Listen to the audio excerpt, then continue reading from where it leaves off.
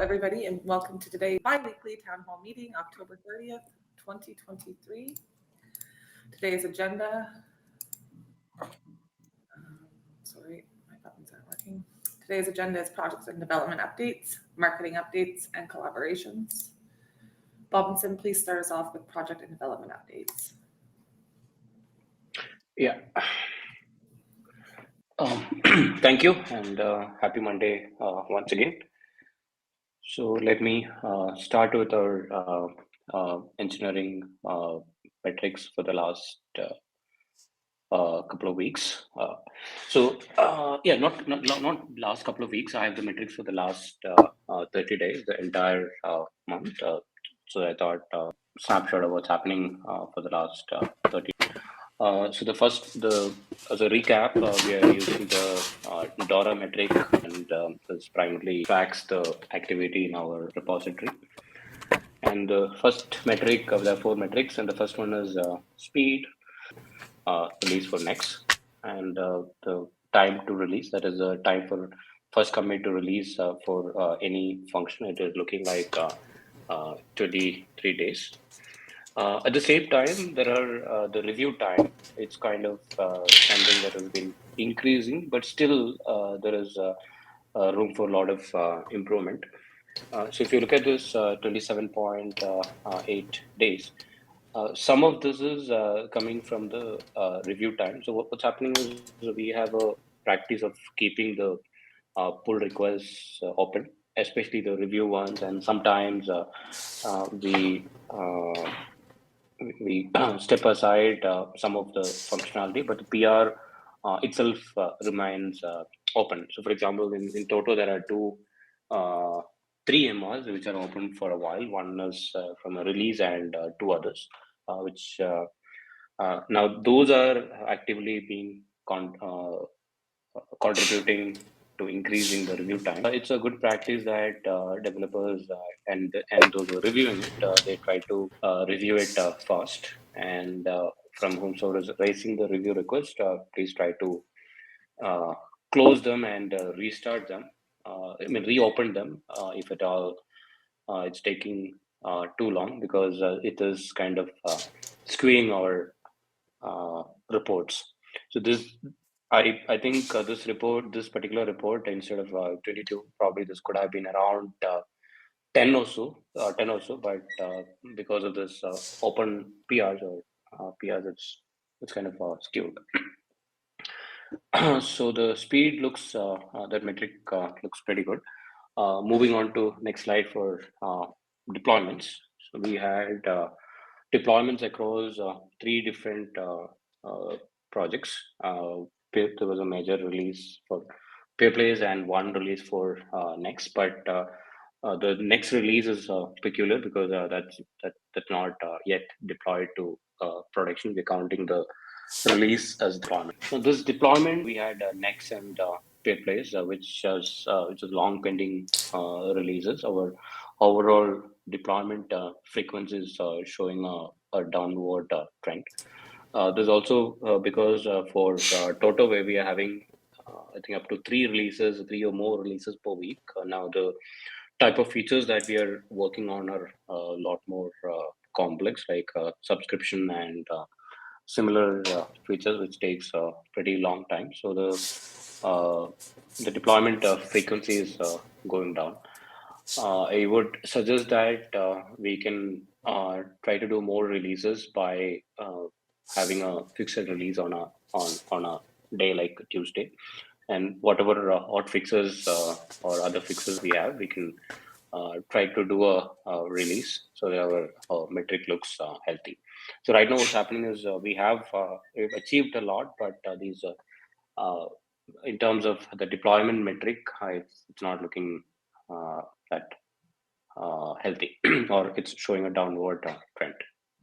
So there's some room for improvement for the deployment side. Moving on to the throughput. So here we're counting the number of PRs per week, PRs closed per week. So this here also we are still in the healthy region, but there's a kind of a downward trend. It's again primarily it's the contribution to this metric is also from Toto, and I think the complexity of the features that's reducing the PRs that we have. But generally, I think it's a good idea to attempt to uh, increase this a little bit. And again, the throughput is a number of PRs that each developer is opening and completing during a given period. And also, the earlier mentioned the problem that having open PRs which are completed but awaiting review, that is also uh, negatively impacting the throughput metric. So overall, it's a good idea that try to open the PRs and close them as soon as possible.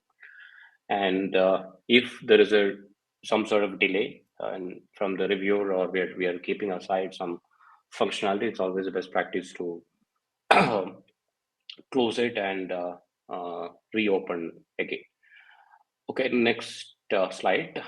Uh, on slide 8, Kelly, can we go to the next slide? Yeah, thank you. So we have the quality metric here. This is the whole contribution is from one hotfix release that we did for Toto. So the quality metric is it's defined as the number of failures that we have in production, and one of the hotfix releases that we did, it's that is contributed to this metric. It looks pretty healthy. And yeah, so that's essentially the uh, engineering metric that we have. As I said, let's give a little more emphasis to closing the issues sooner, issues and PRs sooner, so that we get better metrics. Let's go to the individual product updates. So we had the major release for Peerplays 1 and the hard fork 1.6.0. It went fine, and this means right now we have the Ethereum Suns functionality. Uh, the newly introduced Ethereum Suns functionality is fully available on the mainnet, obviously subject to Sun operators making it active. Something that's pending in this context is the next exchange software needs an update. We have a small issue with Bitcoin address generation, probably due to a misconfiguration in the next environment. So we have this production deployment is pending. So that's the only thing which is pending against 1.6.0 and the related software. And we have started working on the some of the pending work, essentially the lib Bitcoin functionality. Even though the development was completed long ago, we were not successful in testing it end to end, and also in the lib Bitcoin, major bug was identified by third parties. So which means we'll also have to upgrade to a newer version of the Bitcoin. So we have resumed the work on verification. So the update itself, that it's update to the newer version, that looks to be straightforward. We're not expecting any problems there. But for the verification, we need the blockchain files to be available, and we have a dedicated hardware available for it at this time, and we have started working on it as of today. And apart from this, we might be getting few bug requests which we'll be working on. Plus, there are a few small improvements which we'll be working on. Oh, yeah, I think something that I missed out is we will also be testing the Ethereum Suns functionality against Peerplays 2, because we anticipate that's one of the methods to move tokens between Peerplays 1 and Peerplays 2. So once the Bitcoin is completed, we're planning to verify that functionality as well. So moving on to the next slide for Peerplays 2. So on Peerplays 2, we have been working on verifying the account abstraction functionality on which is provided by the Ethereum community.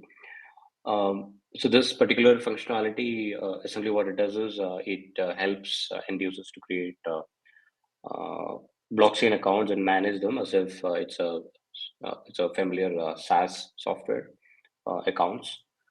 And this includes a third-party software called Bundler, which combines transactions.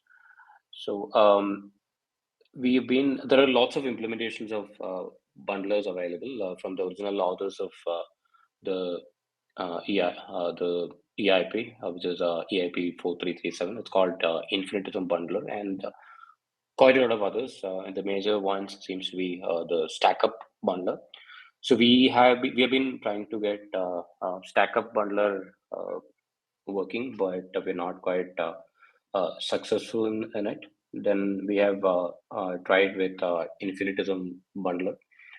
So what we've identified is that there are the gas calculation for each chain is different. Each supported Ethereum flavor chain is different, like Polygon or similar L2 chains, or Ethereum itself. When moving between test nets, the way how gas is estimated is quite different. Anyway, we got Infinitism Bundler working fine right now, but we had to make a few changes to the bundler code itself, minor changes. And uh, let's say we have a proof of concept available, and the next step is we are trying to identify how easy to integrate with popular authentication mechanisms, meaning simple uh, username, password, and integrations like Google or Facebook integrations. We're trying to find out how easy it is or how mature this solution is. Even though there is like a lot of buzz around account abstraction, uh, there seems to be little unclarity around which bundler to be used. And for every chain, there has to be a small amount of changes to be made in the bundler software itself. So our long-term idea is to start integrating account abstraction to Toto. But before actually trying to attempt that, we are trying to verify whether these third-party authentication mechanisms are supported in a production capability. If so, I will put more work on this. If that is not the case, the idea is to wait a bit more time so that these bundler softwares they mature a little bit and become production ready. And on the other work, one is we're making a few updates or upgrades to the code base to match with the latest Polkadot version of Substrate.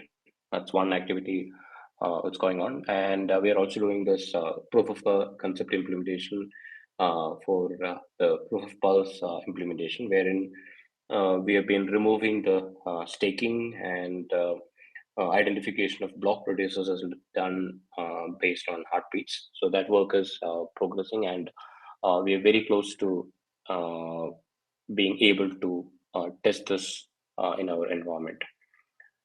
So that's Peerplays 2. And moving on to Toto. For Toto, we have the current version, we have MVP 1.2.0 is available in production. And the last couple of weeks, we have been focusing on improving our automated test coverage. And from the QA side, we're using this tool called Nimbal for automation. So we have been introducing it actively.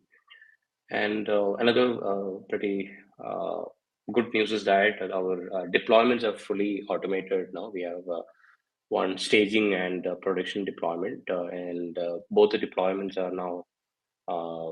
It can be done by pretty much anyone with permissions by simple button clicks on the inside the GitLab UI. And apart from these improvements, we are also working on some of the extensive features like subscription. and the one is finding the ministerial data for Canada, both provincial and federal level. For this particular activity, we are also collaborating with an open data project called Open North. So this particular project, they are scrapping various data sources and providing us with APIs, which then we consume and update our own databases with. So in some cases, their scrappers were outdated, and in the case of ministerial data, which is essentially additional roles, the scrappers are not simply not supporting it. So we are working with them to add these additional functionality so that we can get the new data. And also in this context, the private chain deployment, it's pretty stable, and it's been, I think, close to 3 months now. It's very stable, and we're not seeing any uh, issues whatsoever. So those are the major updates from the development team. Thank you so much. Very much, Robinson. Next updates will be marketing and content updates. Those will come from Vlad and Oksana. Vlad, start us off, please. Thanks, Robinson. Some exciting stuff on the blockchain side. Yeah, so on the Toto side, we are rewording and re-imaging some of our target ads to ensure that the highest conversion rate is achieved. We're lowering the amount of word counts and trying to focus around more direct messaging. I think that's a good way to summarize what we've been doing recently. We're focused still on gathering signups and also still replying to all the comments on a daily basis. A lot of comments are coming in with a general sense of, distrust towards the establishment, feeling kind of helpless, and really this frustration is something that it is what we're trying to resolve. And so seeing it in the comments really shows that there is truly a pain point in the market for what we're trying to do here. In terms of Peerplays content, LinkedIn continues to grow quite fast. We had actually 700 new followers over the past 28 days. So that would be 140 more than last month. And our YouTube stats are up as well. We have 11.2 thousand views, which is 9,000 more than our average, and 63 watch hours. And our average is usually 10 to 30, somewhere around there. So we doubled that over the last month. Still a little bit slow on the subs count. We got 20 subscribers, but that's still, like a 10 or so % increase. Next slide, please. So our newsletter will continue to go out later in the week of the town hall. It will combine 2 town halls at a time. The last one went out, I think, a week and a half ago. We had a significant open rate there. Over 1,500 people opened our newsletter to check what's going on with our projects and all the different initiatives that we're taking on. So as usual, we encourage you to sign up for our newsletter on our website. I know that Oksana and Dave are doing great work there. And that will be a great way to keep you updated if you can't make these town halls, or if you just want to get all of the full insights, all of the useful links. Everything will be on the newsletter. And the community has been quite active. Some have been asking about the new products that we're building, and there's been some back and forth with the dev team as well, and the community. So that's been pretty good. And yeah, that's all I have on my end. Oksana. Hello everyone, here's the graphics and branding updates. So we have continued our efforts in enhancing the SEO performance for Peerplays website. This includes regular updates to improve the site's visibility and overall user experience. Also, we started Halloween theme collaboration. Our team is collaborating to implement a Halloween themed update in the Peerplays home page. So here you can see some of the variations I create for our homepage as samples. So we are also engaged in discussion regarding the implementation of themed seasonal website updates. The goal is to maintain a fresh and engaging online presence while staying true to our brand identity. This strategy aims to prevent stagnation and offer a dynamic user experience through the year. Blog page branding, we are currently in the process of developing Peerplays blog page. In terms of testing, we have explored various approaches for displaying branding guidelines on the Peerplays website. One noteworthy method we are adopting is a flickbook style presentation, which emulates the turning of the pages, providing an interactive and engaging experience. Next slide, Kelly, please. So here's the official Halloween graphics updates. The updated Halloween theme are now live on our website. You gotta check it out, enhancing the visual appeal and created a festive atmosphere for our users during this holiday season. We're discussing adding some additional and exciting features for returning visitors in the future. So next slide, Kelly, please. And continue to explore strategies for Peerplays YouTube channel. I was creating some animations for intro, outro, and different YouTube elements. So here I wanted to just share one of the samples for the intro of our Peerplays Townhall. And that's it from Brandon and Graphics. Thank you so much. Thank you, Vlad and Oksana. Jonathan, collaboration updates, please.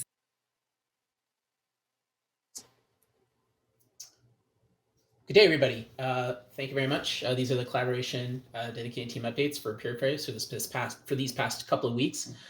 Just before I get started, I just have to say wow about that update with the graphics for the site and the seasonality. That really looks fantastic. Good work to the marketing team on that. Anyways, moving on. So with collaboration updates, we are continuing to work with the Government Blockchain Association in regards to gaming work group, as well as decentralized ID work group. Unfortunately, we were planning to get started with the gaming work group this past week, but due to some scheduling issues and because of the timing from the GBC coming back from GDB, we decided to move it to this week. So we'll be getting started this week on that. But with decentralized ID, we did continue to provide some input on that, and that's going well. In terms of Gaming Benefits Corporation, again with the regulatory gaming dashboard, we gave an update previously regarding the G2E conference. Since then, I've had more input about how that all went. There was significant interest from all over the world because G2E is one of the biggest gaming events in the world that they were attending, and the interest in the regulatory gaming dashboard was quite well received. Of course, the starting market for them is going to be the USA with various states. They've also had some really good response in regards to just the overall approach that they're taking with GBC, which is basically to incorporate charitability into gaming. And the current regulatory standards for being able to have charities access gaming as a means of raising funds is actually quite limited. You'd be surprised in terms of how they're not able to get licensing. And so part of what GBC is doing is actually blazing a trail to be able to do that. And of course, the back end to all that is using blockchain, which is Peerplays, to be able to ensure that there is a good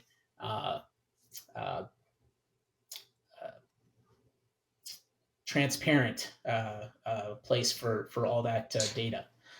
And yeah, so with dedicated team updates, there was a change where junior DevOps that was working with the team, Riley, has moved on to another job. So he will be missed. And those are all the updates for Peerplays for this past week. Thank you. Thank you, Jonathan. And there was no community questions that came in today. So that concludes today's weekly town hall meeting, October 30th, 2023. And we'll see you all in 2 weeks. Thank you.